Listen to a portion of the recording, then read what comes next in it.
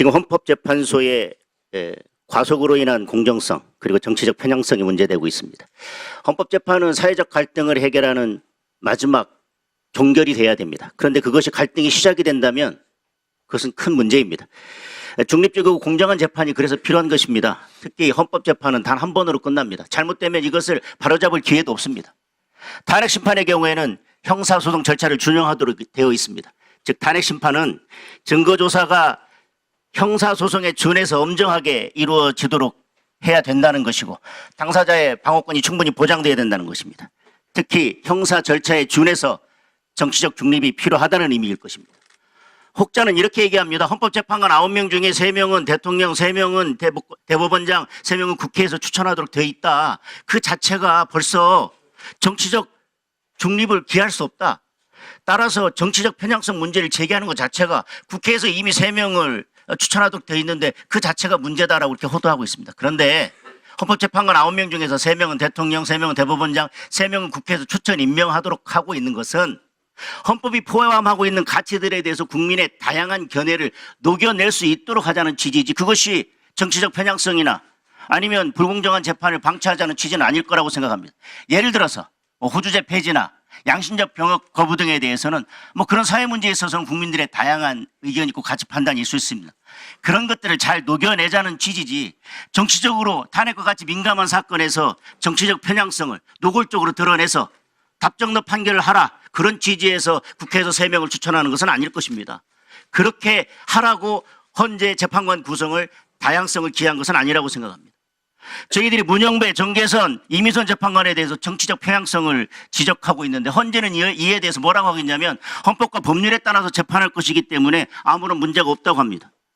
법과 양심에 따라서 재판할 것이니 입 다물고 있어라 라고 할 것 같으면 법관의 제척, 회피, 기피가 왜 필요합니까?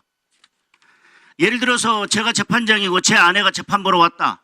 그렇다면 이것은 당연히 법률상 제척 사유입니다. 제가 재판할 수 없습니다. 재판에서 빠져야 됩니다. 재판한다면 무효입니다. 그런데 저는 법과 양심에 따라서 재판할 거니까 아무 문제 없습니다라고 한다고 그게 공정한 재판으로 인식이 되겠습니까? 공정성에서 문제를 제기하니까 저는 요즘 제 아내하고 사이가 더 안 좋기 때문에 더더군다나 문제될 것이 없습니다라고 한다고 해서 국민들이 설득이 되겠습니까? 저는 재판은 결과도 공정해야 되지만 처음부터 끝까지 공정성 자체를 의심받을 만한 일이 손톱만큼이라도 있어서는 안 된다고 생각합니다. 공정성을 의심받을 만한 일이 있으면 결과가 아무리 공정하다고 떠들어도 새로운 갈등과 분쟁이 시작될 뿐입니다. 그래서 법관의 제척, 기피, 회피 제도가 있는 겁니다. 재판관이 헌법과 법률에 따라서 공정하게 재판할 것이라는 선의에 기대서 모든 것을 처리한다면 제척, 기피, 회피 제도는 전혀 필요 없죠. 가장 큰 문제는 헌법재판소가 헌법과 법률에 따라서 중립적이고 공정하게 재판을 할 것이라고 믿는 국민들이 그렇게 많지 않다는 데 있습니다. 헌법재판소가 그동안 보여준 정치적 편향성에 비춰보면 공정성을 의심받을 만한 사정이 없어도 재판 결과에 대해서 신뢰를 얻기 어려운데 재판과 관련해서 정치적 편향성 시비가 있고 절차와 관련돼서 공정성 시비가 있다면 탄핵 심판에서 어떤 결정을 하더라도 커다란 사회적 갈등의 시작이 될 것입니다. 특히 탄핵 심판 절차의 특성 때문에 위헌법률 심판과 같은 헌법재판과 탄핵 심판은 각각 다른 기관에서 심판하도록 하는 나라들도 있습니다. 형사 절차가 준용되는 탄핵 심판은 정치적 중립이 생명입니다. 그러면 지금부터는 헌법재판소가 어떤 지점에서 공정성과 정치적 중립성을 의심받고 있는지 살펴보겠습니다. 대통령에 대한 탄핵 심판, 다른 탄핵 심판과 달리 매우 이례적으로 변론기일을 일괄 지정했습니다. 그리고 5차 변론기일에서부터는 증인신문 시간을 90분으로 제한하고 윤 대통령은 직접 신문을 금지한다고 했습니다. 이건 방어권의 심각한 침해입니다. 그리고 윤 대통령 탄핵 심판 사유 중에서 내란죄 부분 철회했습니다. 이것은 헌법재판소에서 준비기일에서 탄핵 심판의 쟁점을 내란죄 부분을 뺀 4개로 정리하니까 내란죄 빼고 가도 되지 않겠냐라고 하는 가이드라인이 됐고 당연히 소추 대리인단 측에서는 빼겠습니다라고 얘기했습니다. 그리고 이것이 경험이 돼서 이번에 총리에 대한 탄핵 사유 중에서도 내란죄 부분을 빼겠다고 한 겁니다.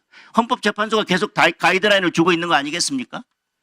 그리고 윤 대통령에 대한 탄핵 심판에서 증거 신청 예단을 가지고 계속 기각하고 있습니다.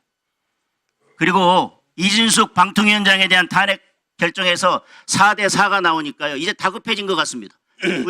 문영배 헌재 소장이 이제 그토록 말이 많고 정치적 편향성이 문제가 되고 있는 마은혁 후보자를 임명하는 권한쟁의 심판에서 무리하게 변론 종결하고 선고하겠다고 했습니다. 그리고 이거에 대해서 헌재가 나서서 선고를 앞두고 헌재 결정을 따르지 않으면 헌법과 법률에 위반하는 것이라고 브리핑까지 했습니다. 그 얘기는 뭐겠습니까? 우리는 이거 인용 결정할 테니까 반드시 따라라. 따르지 않으면 문제가 생길 것이고 헌법과 법률에 위반되는 거니까 탄핵 사유가 된다라고 헌재에서 이 또한 가이드라인을 주는 거 아니겠습니까?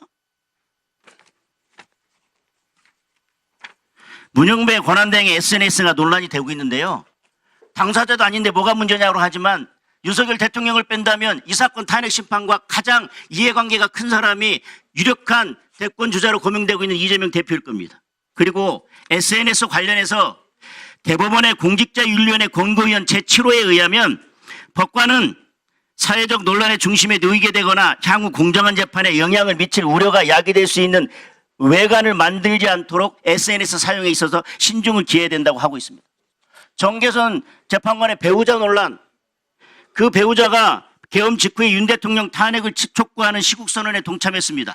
이미선 재판관, 친동생 이상희 변호사가 윤석열 퇴진 특별회의 부위원장을 맡고 있고요.